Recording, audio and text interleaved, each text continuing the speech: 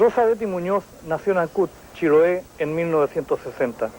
Ha publicado Canto de una oveja a su rebaño en 1981, En lugar de morir en 1987, En nombre de ninguna en 2008, entre numerosos libros. Se considera una de las mayores poetas chilenas en este momento. Rosa Betty, ¿qué tal? Bienvenida una vez más acá a Valparaíso. De tu obra, yo veo una primera etapa que es Canto de una oveja del rebaño en 1981, En lugar de morir en 1987 e Hijos en 1991. Esto lo agrupo en una sola, en un solo sector, porque veo que en ese lugar de tu poética prima la pasión, la búsqueda y al parecer culmina con el encuentro definitivo con tu Ganímides, ¿no es cierto?, que te permite la construcción de la familia precisamente con el libro Hijos. Esta búsqueda que se inicia con algunos textos como Hay ovejas y continúa con ese hermoso canto a Ganímedes que a mí me parece extraordinario, se concluye finalmente, como te decía, en la construcción de aquella familia. Yo creo que la manera de unificar como bloque esos tres textos es un poco novedosa para mí, pero yo creo que corresponden a la manera en que he enfrentado este tema de la escritura desde siempre. Es decir, hay un momento vital ahí que los emparenta. Es decir, es una época de búsqueda, tanto de una forma de decir como también de una forma de instalarse en el mundo. Es decir, hay allá no solamente la búsqueda, ¿cierto?, del amor, así como tópico, sino que también de temas mayores, como todas las preguntas metafísicas que uno se hace, todas se dejan filtrar, sobre todo en lugar de morir. Y yo creo que el asentamiento, entre comillas, que podría parecer como liquidante, cuando te dice que ahí uno se sienta la familia, yo creo que lo que hace, ¿cierto?, es estabilizar un exterior para que uno desde allí pueda, ¿cierto?, seguir como las raíces, ¿cierto?, buscando otras profundidades de comprensión, de entendimiento del mundo en el que me muevo. Creo que nos conocimos en el año 1981 en Temuco, en un encuentro que dirigía un doctor alemán, no recuerdo el nombre, Vogel, que era poeta, sí. Era un poeta de... Y acá hay una foto en que te veo junto a Jorge Tellier, a Nelson Vázquez, Alister, nuestro amigo Iván Carrasco, Martín Cerda, Steven White, sí, el suscrito, y Carlos Alberto Trujillo. Sí. Es bueno tener esta referencia porque tú venías de ciertos grupos literarios. Sí, justamente. Se te dio a conocer tu nombre en ciertos grupos, como en el grupo de Ancud, que se llamaba Chaicura, que dirigía Mario Contreras Vega. Claro, y después el Aumen, que también está representado aquí por su director Carlos Alberto Trujillo, más que director, yo creo que motivador. El motivador. Claro, el alma del Aumen en realidad. Y posteriormente en Valdivia. El índice, en ese tiempo, cuando fue este encuentro, estábamos en pleno funcionamiento del índice. De hecho, llegamos casi todos los poetas del grupo índice a este encuentro en Temuco. ¿Quiénes eran, recuerdas? Javier Proboste, Nelson Torres, Oscar Galindo, Sergio Mancilla, Clemente Riedemann, que participaba mucho con nosotros. Y un muchacho que está en Estados Unidos ahora. David Miralles, sí, uno, y otro más, era, no recuerdo. Roberto Arroyo, que era, pero plástico. Lo que pasa es que en ese tiempo en Valdivia había mucha efervescencia, entonces con nosotros participaban también músicos y pintores, fotógrafos, situación que después se siguió dando a lo largo de nuestro trabajo creativo. Siempre hemos trabajado mucho como multidisciplinariamente, hemos experimentado también en otros campos, aparte de la escritura, digamos como soporte para difusión, básicamente. Ahora, yo creo que en esta construcción de poetas es bastante importante y hay que recalcar el nombre de Carlos Alberto Trujillo. Sí. Porque Carlos, en verdad, no es el fundador de Aumen. Aumen lo funda Renato Cárdenas con una poeta de la ciudad que está más al sur, de Castro, no recuerdo el nombre, y convocan a este muchacho que era un muchacho lisiano que jugaba a básquetbol. Sí. Y sin embargo resultó el continuador, el gestor de Aumen, y no solo eso, sino que un magnífico maestro de poetas conocidos. Claro. A partir de Sergio Mancilla hasta Vázquez, ¿no? Jorge Velázquez, claro. Jorge Velázquez, Sí, sí. y muchos más. Claro. Lo que pasa es que él logró hacer de su casa, porque en realidad más que el colegio donde trabajaba, porque era profesor, ahí él rastreaba a la gente que tenía talento e interés en la poesía.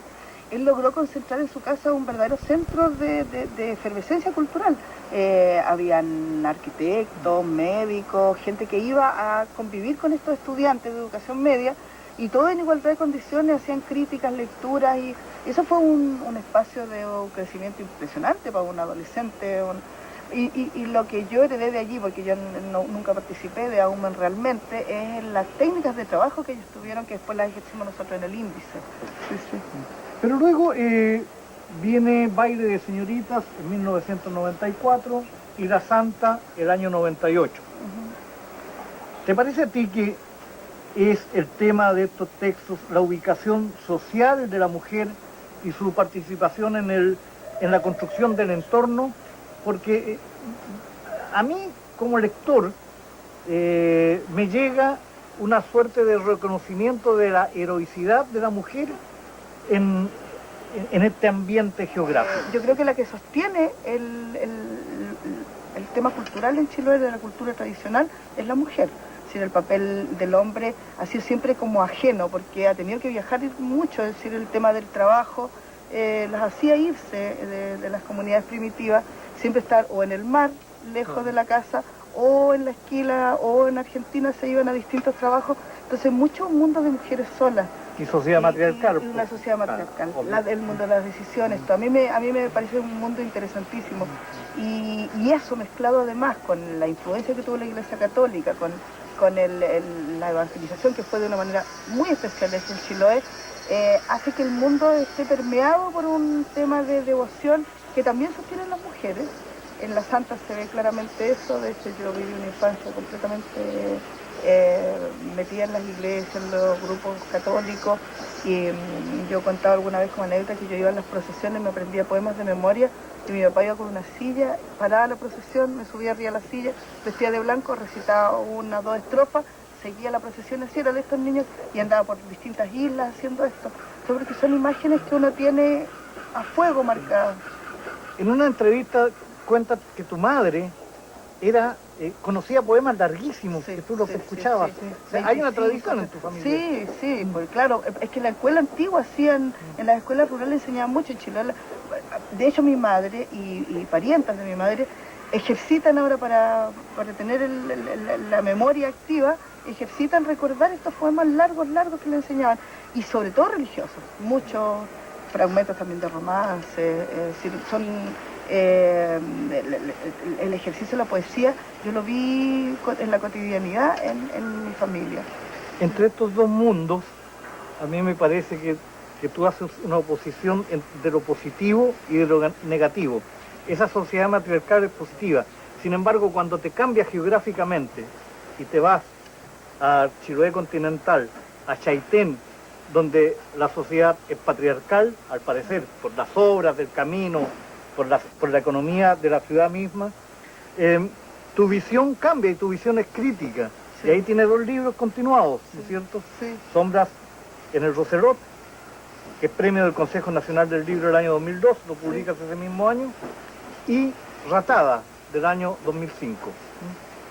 En la primera hay una crítica a la sociedad interna. Cuéntanos qué es Roselot.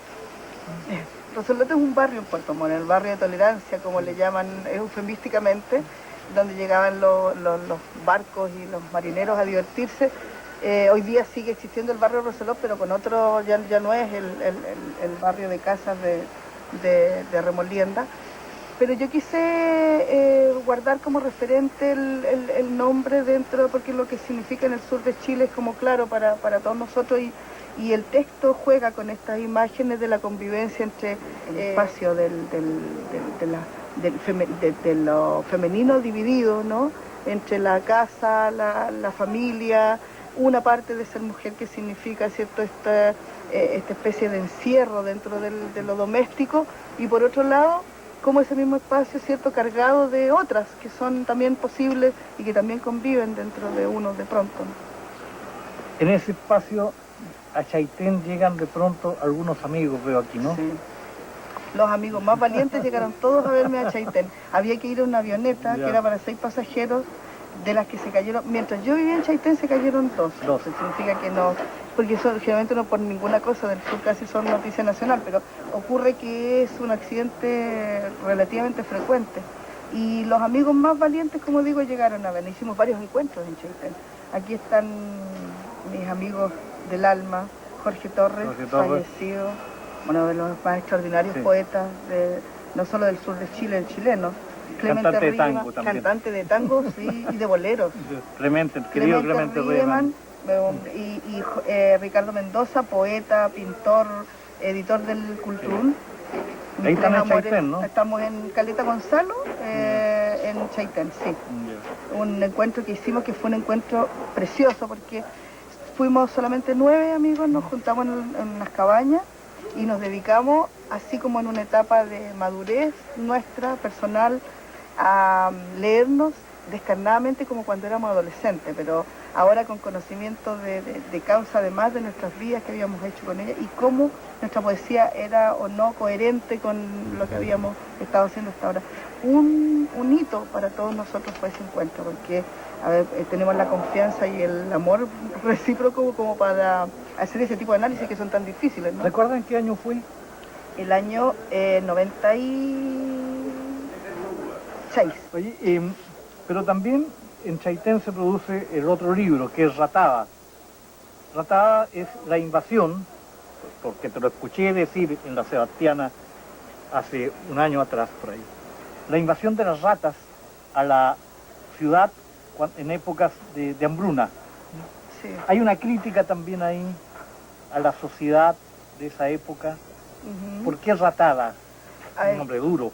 Sí, un nombre, una sola palabra, pero que inmediatamente asume uno la fuerza que tiene ese término. Yo creo que es la culminación de un proceso de como de rabia, de asco que traía de enfrentamiento de cómo comunidades pequeñas, ¿cierto?, van perdiendo los valores que tienen frente a la sociedad de consumo, que es tan brutal, ¿no?, en su trato, sobre todo con los más indefensos, con la gente que tiene menos medios para poder enfrentar, ¿cierto?, los males del... Ya había visto en Chiloé cómo venía el deterioro, cómo viene, todavía se está produciendo, pero el impacto cultural es muy grande y ha cambiado mucho la calidad de vida de las personas. Llegar a Chaitén fue concentrar aún más esa sensación y hay como una especie de situación vital que hace que el texto se construya como una especie de final tremendo y devastador de este proceso. Sin embargo, con todo, Chaitén es una ciudad que tú amas, y esa ciudad se te parte en dos, ¿no es cierto?, con la destrucción física. Claro, ya, y la historia se quiebra, digamos. Claro que sí, porque viví una buena parte, un buen tiempo allí. Además, han pasado cosas extraordinarias estos últimos años respecto a Chaitén. Por ejemplo, este año 2008, el 2007, se publicó un libro que se llama Flores de Primavera, que escribió un sacerdote cuando se fundó Chaitén. Todavía quedan familias fundadoras, era de fundación reciente. 4 familias se fueron desde Chiloé y fundaron el pueblo Chaitén Viejo. Todavía quedan ancianos de él. Uno de ellos era un niño de 9 años que después se hizo sacerdote y escribió Flores de Primavera, que es un texto de alabanza a la naturaleza. Y él plantea, en la médula de su trabajo, es decir, que en ese paraíso no puede existir el mal. El hombre está llamado a hacer el bien frente a esa maravilla. Y Ratada, cuando yo fui a presentar ese libro, y hacemos el planteamiento de cómo 50 años después de haber sido escrito ese texto, Ratada venía a probar que sí era posible en ese entorno precioso, milagroso incluso, sí era posible el mal y sí era posible la descomposición, y todo lo malo humano llevaba a su exacerbación, porque tienes como la posibilidad, como es tan chico, de como quien toma un tejido enfermo y con el microscopio puedes mirarlo. Eso fue lo que hice yo en Ratada. Situar el ojo así en en esta convivencia enferma y... Convivencia que nace también, desgraciadamente, con la conectividad y la llegada de la civilización Exactamente, a este paraíso. Exactamente, sí, sí. Que plantea un problema tremendo, un problema de carácter geopolítico. Claro. Hacemos caminos, no hacemos caminos, hacemos puentes, no hacemos puentes, mantenemos la cultura en su estado original. Sí. Y eso yo no sé si será estado original. En algún momento hemos discutido mucho nosotros en Chiloé con los amigos escritores, sobre todo, que se nos acusa a algunas personas de idealizar una cierta estado chileno. Yo no creo que sea el caso. A mí me interesa mucho la situación de hoy. De hecho, lo que me mantiene haciendo clases, entre otras cosas, son que los jóvenes a uno lo obligan a permanecer vivo en nuevos lenguajes, nuevos tratos, nuevas relaciones. Todo eso me parece súper interesante y hay que incorporarlo, y es un mundo que hay que conocer y no rechazar a priori. Pero tampoco hay que dejar de ver que sí existió o existe todavía ciertos rastros de una cultura mejor, o sea, quiero decir, una mayor calidad de vida. Un ejemplo simplemente, el hecho de que cada persona o cada familia era dueña de su pequeña tierra y podía salir a buscar al mar, que era de todos, su sustento, le permitía tener una cierta posición frente al mundo que lo hacía dueño de sí. ¿Ya? Hoy día esa persona está asalariado, vendió su terrenito para parcela de agrado de mucha gente del centro del país, y están de cuidadores algunos de los mismos terrenos que eran de ellos, y que les daban una estatura frente a las cosas que era interesantísima. Entonces, claro que ese es un cambio que yo encuentro que es posible de ser calificado como pérdida. No es que uno idealice un pasado, yo creo que es bueno leerlo, por cierto, desde hoy, con los elementos que tenemos. Como dices tú, había una economía sustentable. Pero claro, exactamente, y tiene también sus males, por supuesto, tuvo males tremendos. De hecho, lo comentamos siempre con mi alumna, hay una cosa que es bastante despreciable de pronto el hecho de que tú tengas tanto injerencia en la comunidad, es tan rica la comunidad, también te metes mucho en lo que hacen los otros y sueles juzgar mucho a los demás. Esos son pequeños males que también hay que mirar, Pero es labor del poeta, justamente, registrar este hecho social o intentar cambiar, que es una pregunta bastante complicada. Porque...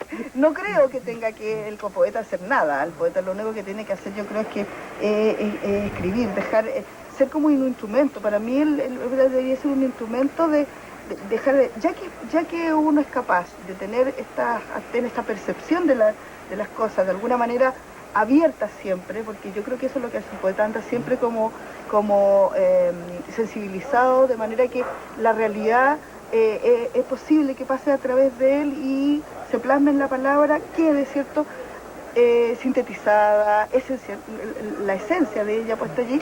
A mí me parece que eso es lo único que tiene que hacer, no juzgar dentro de eso. Es decir, a veces a uno se le sale la señorita Morales y dice algunas cosas en lo posible. Esa es la limpieza que debería hacer, porque basta y sobra con un par de imágenes bien dichas, de cosas que uno escucha a veces en la calle, de cuestiones que ven, para que quede la historia, la microhistoria, la historia particular, y esta que no va a aparecer en otros lados, está allí en la poesía.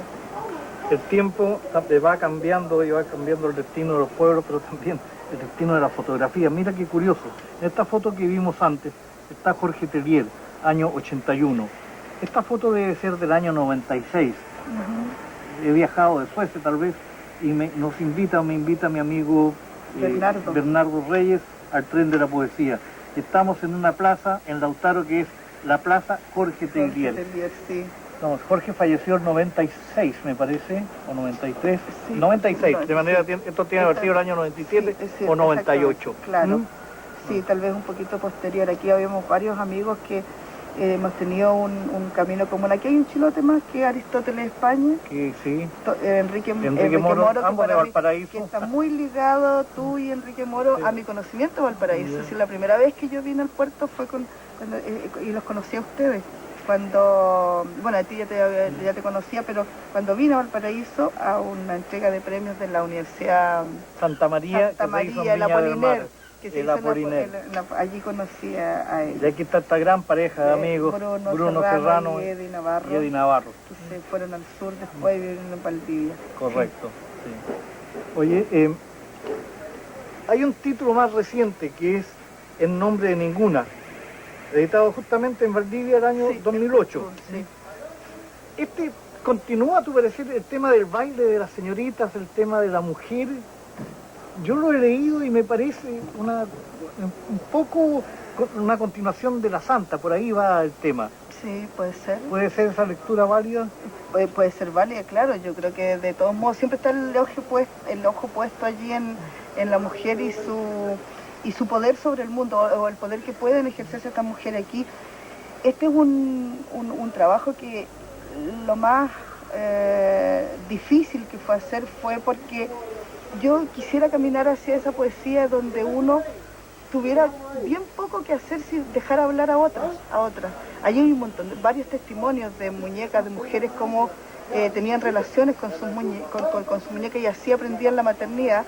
Y después la brutalidad, ¿cierto?, de la maternidad no deseada y sobre todo no de cualquiera, sino que de las niñas que matan a otras niñas, hay mucho testimonio allí de adolescentes.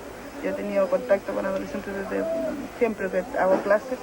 Entonces ese mundo que trata de estar plasmado allí también tiene mucho que ver con la isla y con cómo ha funcionado las mujeres asumiendo este papel de tener los hijos o no tenerlos, enfrentarse hasta a la brutalidad, ¿cierto?, de la sangre, de la muerte, empujadas por un sistema social, ¿cierto?, que las obliga a tomar decisiones a veces tremendas y donde muchas de ellas se sienten ajenas y solas, porque no participa el hombre, por lo menos del momento de tomar decisiones así de complicadas. Tú has ido desarrollando este tema, porque siempre yo me acuerdo del primer texto tuyo que yo conozco, que es el que empieza en el canto de una oveja del rebaño, que es aquel de hay ovejas y ovejas, ¿no es cierto? Sí. Y ahí están esas hermosas ovejas, ¿no? Las malas ovejas descarriadas para ellas y por ellas son las escondidas raíces y los mejores y más deliciosos pastos. Sí. Los pastos a veces no han sido tan deliciosos, ¿no es cierto? La mujer se ha tenido que enfrentar con esta situación terrible de la geografía, de la maternidad, de la soledad, etcétera. Sí. ¿Mm? Sí. ¿Pero tú crees que tu poesía es temática en ese sentido? A ver, yo para empezar no tengo una intención militante ni de hacer ningún tipo de trabajo